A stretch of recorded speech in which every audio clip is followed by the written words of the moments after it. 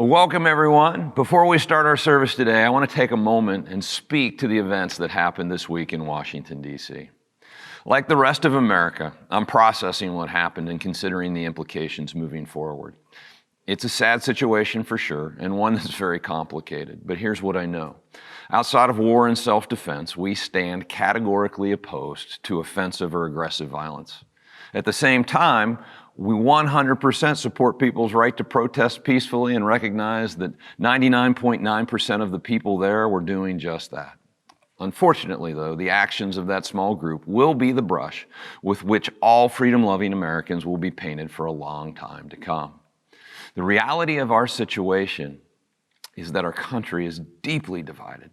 And that division, unfortunately, doesn't stop at the church door. You know, we have people who are a part of our church who were in Washington on Wednesday, and then we have others who think that those people protesting are a bunch of idiots, and we have every perspective in between.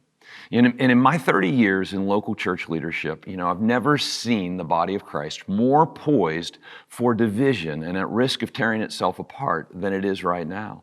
But that said, it hasn't happened yet in the church. And that is why I want to address it with you now, before the division begins.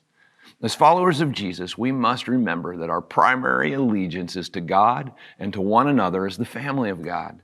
We must vigilantly defend the unity of our church and the unity of the church at large. And we must remember that our citizenship is in God's kingdom first, and our relationship to one another is that of brothers and sisters.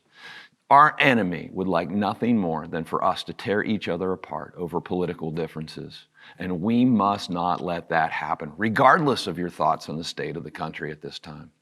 Now, as for the narrative we're being fed by the media, I do not believe that this is the most significant event in our lifetimes or since Pearl Harbor, as some politicians are purporting. Heck, the protesters stormed the Capitol during the Kavanaugh hearings a few years back, and we didn't hear much about that.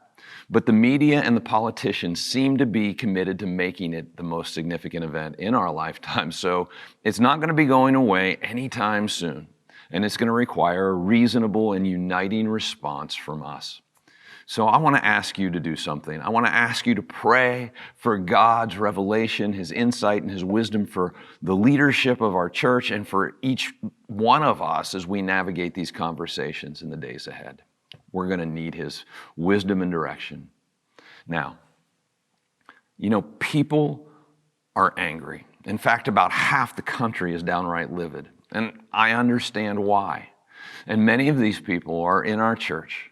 And we must do everything we can to not let division creep into the church. So again, I want to ask you, pray hard and remember that your words have weight. Now, here's what else I know. The actions of those few people are going to be used to take freedom at a stunning rate over the next few years. That means that the emotions of freedom-loving Americans are not at their zenith yet. It is about to get very emotional and very heated and, yes, even more divided. So, again, we, as followers of Jesus and members of God's family, need to fight in our own hearts for unity, and we need to pray hard. Vineyard, I love you guys, and I just want to encourage you to remember that God is still on the throne. He's still in charge, and He will bring the church, and He will bring our country through all of this. I also want you to remember that you were born at this time for a reason, and you were made for such a time as this. So don't despair. Do not despair. God's in charge, but pray for Him to show you what your part is in all of this.